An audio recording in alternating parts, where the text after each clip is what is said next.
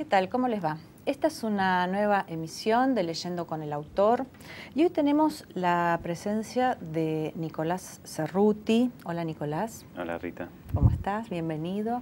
Nicolás, voy a presentarlo, aunque sea compleja la presentación. Es psicólogo, psicoanalista y es escritor. Y ha publicado artículos en diferentes medios, ha publicado ensayos y ha publicado narrativa también. Así que hoy vamos a tratar de hablar con él, de abarcar esta obra que, bueno, dada su juventud, podemos decir, es bastante intensa. Así que, bueno, te damos nuevamente la bienvenida, Nicolás, y vamos a empezar a hablar de todo esto que tenemos sobre la mesa, de tus obras, algunas que has hecho solo, otras compartidas. Y, bueno, la primera pregunta que yo quisiera hacerte es ¿cómo se relaciona el psicoanálisis, que es tu profesión, y la literatura, que podríamos decir que también es otra profesión, ¿no? ¿Cómo te parece que interrelacionan, por lo menos desde tu experiencia? Bueno, yo creo que en principio eso es un interrogante para mí. Y la idea es que cuando uno se plantea un interrogante puede como hacer afirmaciones abruptas o tratar de que eso se plasme en alguna obra o intentar que el interrogante se vaya expandiendo y vaya tomando cuerpo.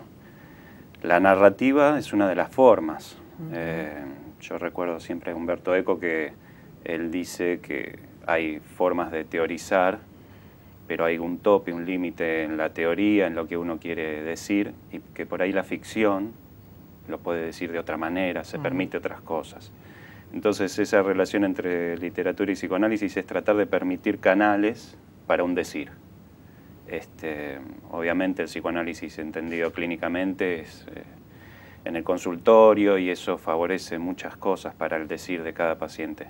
Pero en lo que tiene que ver con la escritura también es una interrogación, porque me encuentro con que hay una serie de psicoanalistas que cuando quieren transmitir o tratar de que ese impulso esté presente, o se banaliza el discurso, o se hace muy académico, y entonces quizás ese decir no se desliza tanto.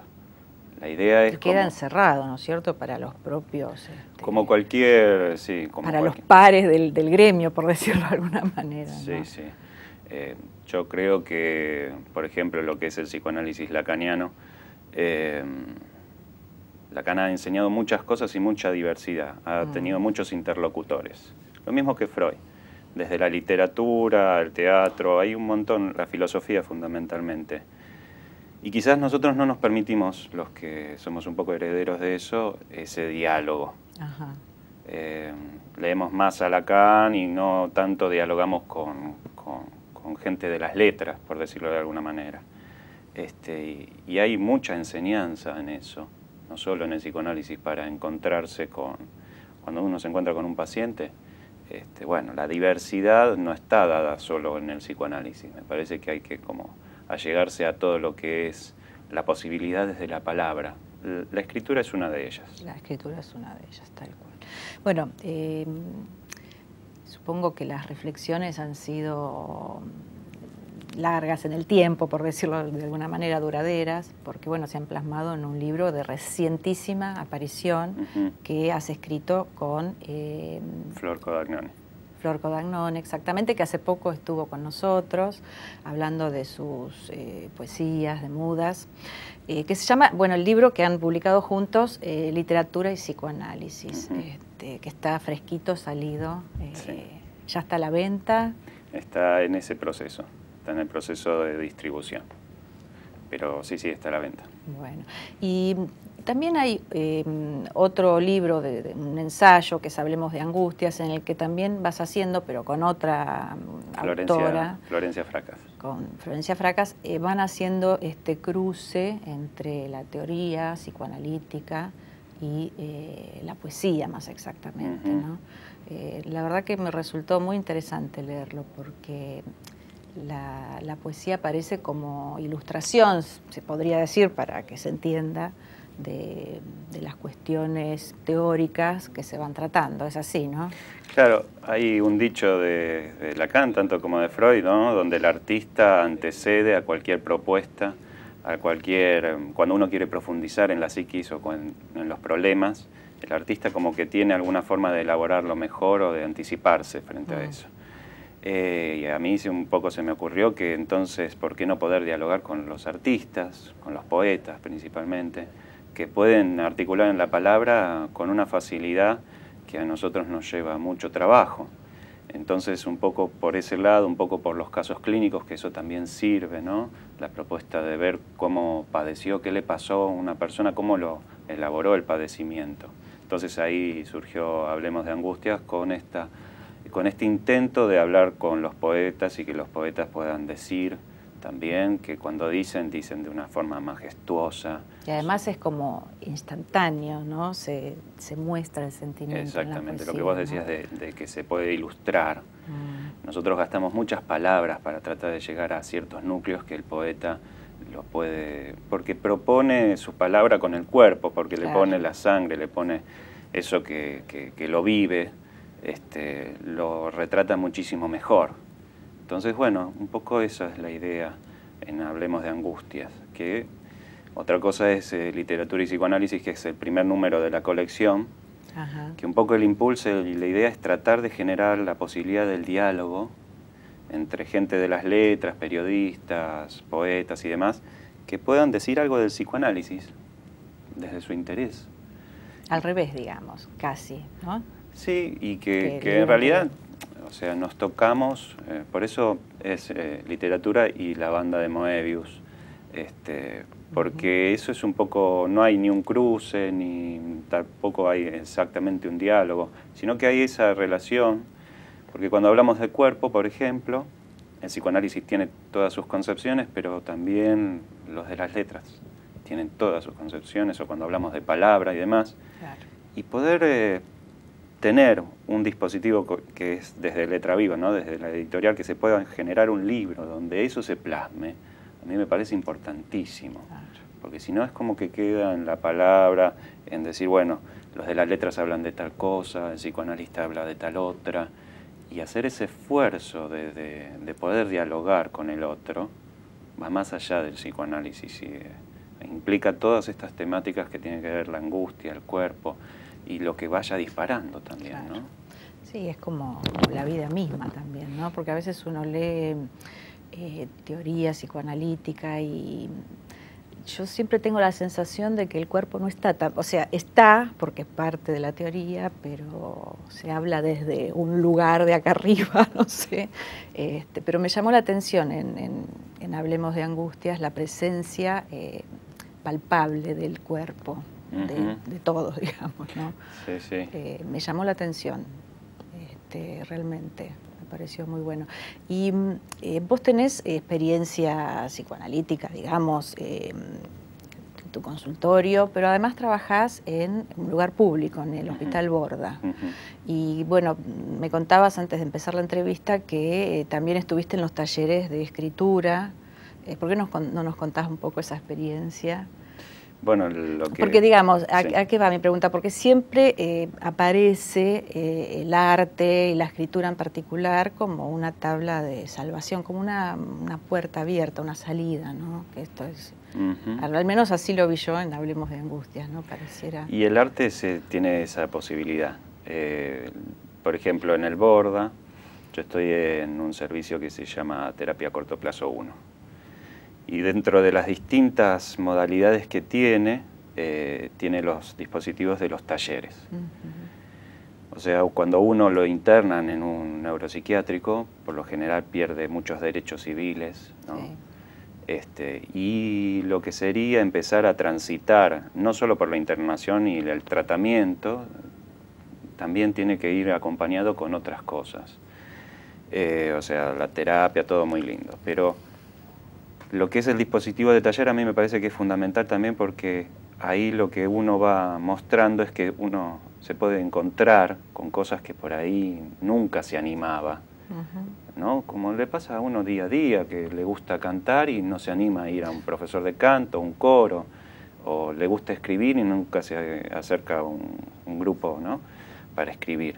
Y ahí los talleres un poco incentivan eso y se genera, más allá del tratamiento específicamente, cosas muy importantes, donde la gente se empieza a descubrir en la pintura, en la escritura, en un taller de música, empieza a descubrir una beta que por ahí no la había visto. No la tenía tan presente, más allá claro, de la problemática con la que se haya internado y con la que tengo. O sea que el taller es un dispositivo que me parece que va implementando un montón de cosas, más allá del tratamiento específico, ¿no?, que uno también cuando tiene problemas, el dispositivo de la escritura y la palabra sirve para sacar afuera un montón de cosas y demás. Pero hay gente que se descubre como escritor. Claro, que no es poca cosa. Que no es poca cosa.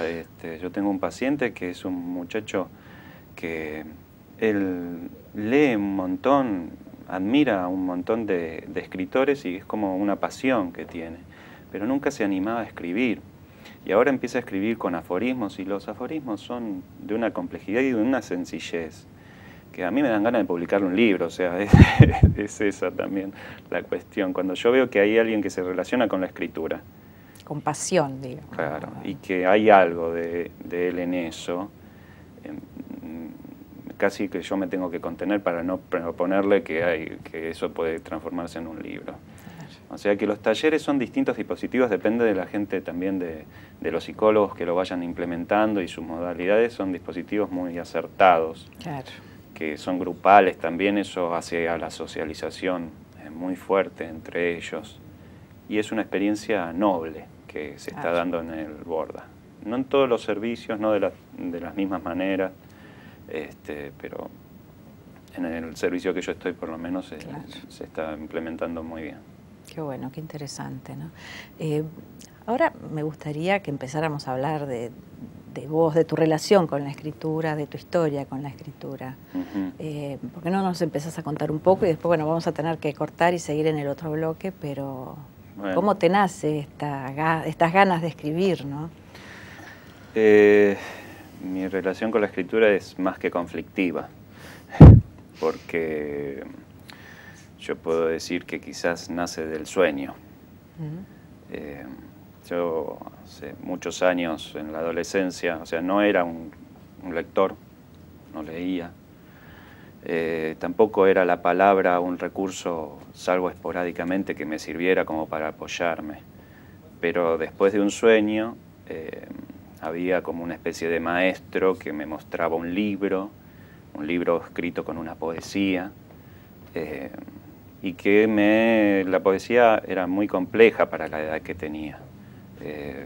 Hasta el día de hoy un poco me perturba porque hablaba, bueno, de cosas como la muerte y demás, pero estaba escrita de una manera que yo no escribo así. Entonces este maestro en el sueño me mostraba esa poesía y me iba como proponiendo la posibilidad de continuarla. Y cuando despierto la escribo, la parte que, o sea, no la escribí yo, la escribió el inconsciente, y la continué. Lo que continué por ahí no era tan bueno como lo que estaba escrito previamente. Y creo que la escritura es un poco el esfuerzo de llegar a escribir como, quizás no sé, algunos le dicen musa, otros le decimos inconsciente y demás. Bueno, pero es todo parte de una, en definitiva, ¿no? Sí, ahora vamos a seguir en un ratito, porque bueno, tenemos que hacer un corte, vamos a seguir hablando de esto, ya venimos.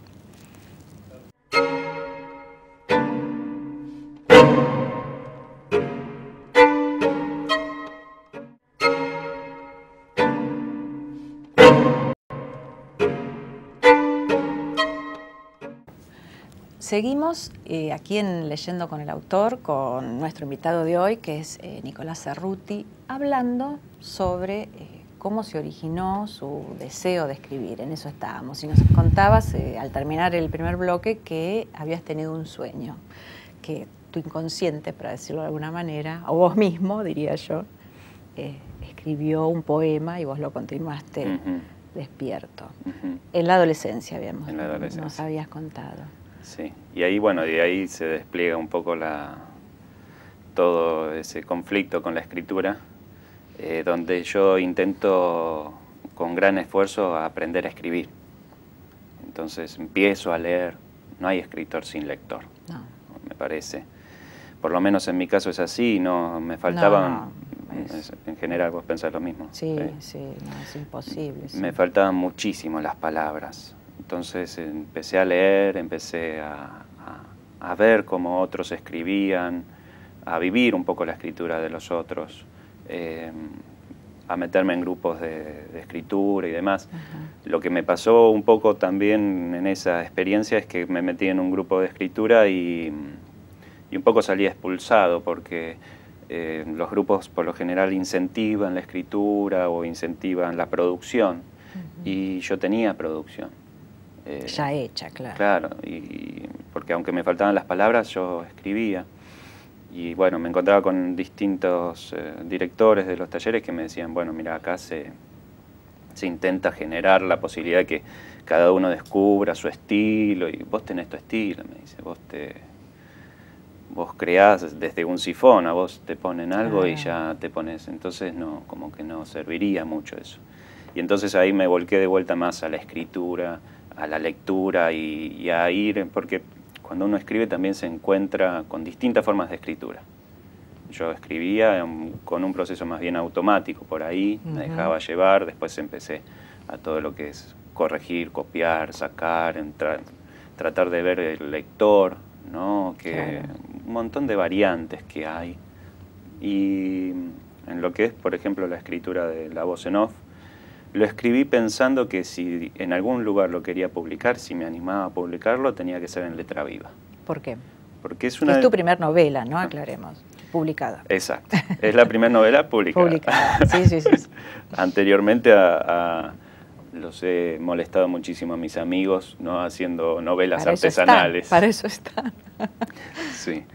Lo quería publicar en letra viva porque es una librería especializada en psicoanálisis. Y el protagonista es un psicoanalista. Entonces, desde el principio lo pensé como sería buenísimo que este libro pudiera ser publicado por ahí.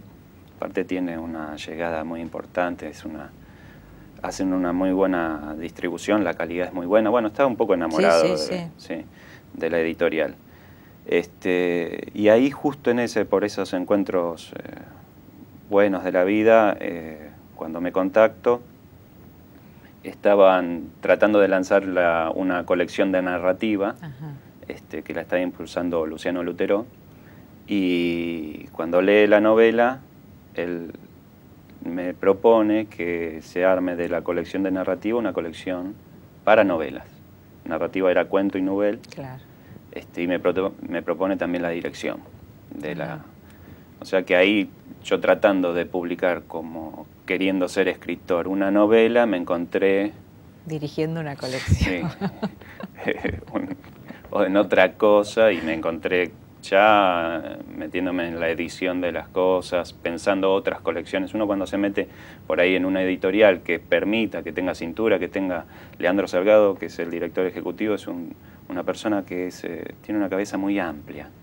Entonces es como que permite bastante moverse y uno, bueno, viene con un concepto, con una idea, claro. Por ejemplo, literatura y psicoanálisis, mirá, a mí me parece que tiene que ir por este lado y bueno, entonces él acepta la idea, claro. Y le da para adelante. Claro. Estar en ese lugar me pareció como importantísimo también. Podría haber dicho que no y no complicarme tanto la vida, era simplemente publicar. Pero como experiencia. Claro, bueno. Pero lo que yo entiendo que a mí lo que me apasiona no solo es la escritura, sino la relación que la gente tiene con la escritura. Y si puedo ser como un pequeño engranaje para que haya gente que pueda publicar y que se relacione con la escritura y demás, entonces lo voy a hacer. Está muy bueno lo que decís, porque vos sabés que las editoriales grandes, digamos, esos oligopolios, no sé cómo llamarlos, que juntan muchas editoriales y que se van comprando, qué sé yo, no leen a la gente que les manda sus novelas, sus cuentos, sus poesías, sí. No hay lugar, digamos, no se leen las editoriales grandes. No, Entonces, que vos estés contando esto, la verdad que es auspicioso, es muy auspicioso. Yo me encontré con eso, con el trabajo del editor, mucha gente que ha publicado en distintos lados. Me encuentro con que los autores en principio tienen como una especie de un ligero rechazo, porque entienden que por ahí no se editan los libros, no se los lee y por ahí, bueno. Y cuando yo le digo, mira, yo trabajo así y vamos comunicándonos... Sorprende, ¿o no? Sorprende bastante. Porque no es lo común. Se genera afecto incluso, se genera como una, bueno, cuestiones humanas. Obvio, sí, que no termina en el papel, y porque yo me meto mucho en el texto, o sea, intento potencializar lo que el autor está diciendo. Claro. Entonces muchas veces, y yo mismo me sorprendo, eso es el conflicto con la escritura, no es que lo tengo tan claro, sino que cuando uno se va metiendo se va encontrando con esas cosas. Me pasó con una última novela de un autor que yo le decía, bueno, esto me parece que hay que sacarlo, esto también, vos fijate. Me dice, no sé cómo lo leíste, pero esto fue después de una cuarta reescritura, lo agregué y todo eso que vos me puntuaste, lo había agregado y no estaba convencido. O sea que el psicoanálisis también ayuda bastante para la lectura, claro, para encontrarse con esas especies de núcleos o de decires de un sujeto que ayudan a que se destraben ciertas cosas. Entonces es un poco también es una herramienta que tengo. Y hablemos un poquito ahora de La voz en off, tu primer novela publicada, volvemos a decir. ¿Con qué se va a encontrar el lector? Después vamos a hablar sobre el título, pero ¿con qué se va a encontrar? Así en una oración, aunque sea. A ver. Se va a encontrar con la forma de decir cosas trágicas a través del humor. Se va a encontrar con los problemas, las enfermedades, la muerte, el cáncer, que es una palabra tan fuerte, retratado con respeto, pero con posibilidades de humor. Se va a encontrar con formas de decir distintas que por ahí a algunos le ayuden, a otros simplemente le hagan reír. Yo tengo una pequeña anécdota. Mi suegra, cuando estaba leyendo la novela, estaba cuidando a su padre en un hospital, una situación, ¿no? Pintaba medio mal, y estaba leyendo uno de los capítulos y le causó tanta gracia una escena que se empezó a reír en el medio del hospital y gente la miraba, ¿no? Porque estaba rodeada de cosas feas y la escritura como que le produjo ese, no pudo contenerse la risa, y como también retrata situaciones difíciles, creo que tiene que ver con eso, con poder hablar de cosas que son, por lo general dramatizamos mucho desde otro costado. Pero que hay que atravesarlas, digamos, sí. ¿No es cierto? Sí, sí. Desde los seres queridos hasta nosotros mismos, lo vamos a tener que atravesar. Sí, sí. ¿Cómo nace la historia que vas contando? Yo creo que no te puedo decir exactamente cómo nace porque estuve escribiendo hasta el capítulo 32 y no Son sabía 40 capítulos, sí, ¿no? Y no sabía de qué trataba. Ese es mi conflicto con la escritura. O sea, de repente sí dije un día, bueno, voy a ver de qué está tratando esto, y ahí se me ordenó un poco y entonces lo pude como darle un tipo de orden, pero nace quizás de la necesidad. Ahora no estoy tan en eso, pero antes cuando escribía era como la necesidad de producir duelos, de un trabajo de duelo. La escritura era un gran apoyo para eso. Yo soy una persona que tengo mi sensibilidad y cada vez que, no sé, un hermano se va lejos o demás, me produce una pequeña fisura y no la puedo tratar si no es con la escritura. Análisis, amor de mi pareja, y bueno, etcétera, pero la escritura es una de las... Pero te provoca una conmoción, sí, digamos. sí. Entonces esas cosas yo también me entero cuando estoy escribiendo, que son como procesos de trabajo de duelo. Lo que sí, no quiero brindar un trabajo de duelo al lector, entonces trato de que la escritura potencie algo que puede ser más divertido, tomármelo de otra manera. ¿Y por qué el título? ¿Por qué La voz en off? A mí me hizo acordar a Kierkegaard, ¿no? ¿Ah, sí? ¿A qué? Porque uno de nuestros invitados, Oscar Cuervo, es especialista, es filósofo especialista en Kierkegaard, ha estudiado mucho y bueno, nos contaba que Kierkegaard decía que el pensamiento es una voz que uno escucha, que uno no sabe cuándo va a aparecer esa voz o ese pensamiento, pero como algo externo a uno casi, ¿no? Y entonces yo cuando leí el título como que me hizo acordar a eso, no sé, a lo mejor no tiene nada que ver, pero bueno, es la relación que yo creo que por ahí es esas... yo cuando empecé a escribir esto, lo que me propuse es todos los libros que en ese rato de escritura cayeran, un poco iban a, si había algo que me resonaba, iba a tratar de incluirlos. Entonces estaba leyendo a Pessoa, a Riquet, entonces había un montón de filósofos, de cosas que estaba leyendo y que se fueron metiendo ahí, a Nietzsche. Y me parece que no está bien, es acertado. La idea de la voz en off, en principio, es casi, puede ser la idea como una voz superyoica o una voz que en el cine retrata una situación, vos estás viendo y la voz te va contando lo que va pasando. Y es principalmente esa voz que no es del todo nuestra, pero que suena. Y aunque digamos que está en off, suena más. Sí. Justamente. No se puede apagar además, está en off, como que no dependiera de uno por ahí, ¿no? No, y la particularidad del silencio es eso. Miles Davis decía que era el ruido más insoportable. Y me parece que hay de eso. Mucho, mucho. Sí, más en este momento de tecnologías y de... Sí, y apunta, me parece una de las cosas, es apunta directamente a ese agujero donde nos quedamos sin decir. Y sin embargo algo se expresa, en off, pero se expresa. Entonces intentar surcar ese agujero, ese abismo, porque hay algo de ahí que no solo traga, como los agujeros negros, sino que hay algo que sale de ahí que puede ser muy vital. Entonces la idea es como hacernos cargo de esa parte, de esos decires que llegan a un límite, como que no podemos decir del amor, que no podemos decir de la muerte, no podemos decir...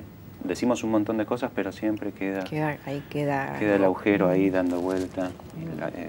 Desde ahí que emana. No se puede traspasar.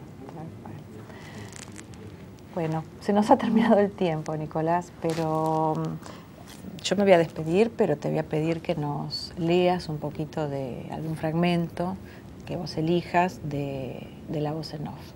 Bueno. Y nosotros nos seguimos viendo. Gracias. Todo es oscuridad, la zamputa. Solo esto me faltaba, atrapado en el ascensor del edificio y sin poder ver nada. Está más negro que una tumba, que mi propia tumba. Pensá, Salvador, pensá, carajo. Ojito, ¿a quién te crees que le estás gritando? Ojito, si no se ven una mierda, ni con un ojito. Bueno, ya empecé de nuevo. Los ascensores dan miedo, me dan miedo. De niño me olvidaron en uno y ahí comenzó el drama. ¿O fue antes? Nunca sé cuándo un drama empieza. Me falta la explosión, la certeza del desastre.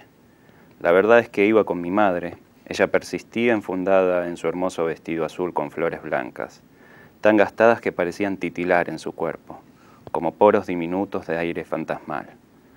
Cuando salió del ascensor, yo no lo hice, entretenido con las formas derretidas que espejaba la pared de plata. Entonces no le tomé la mano. No puedo decir que el ascensor siguió subiendo. Yo solo sentí la instintiva opresión al cerrarse herméticamente la puerta.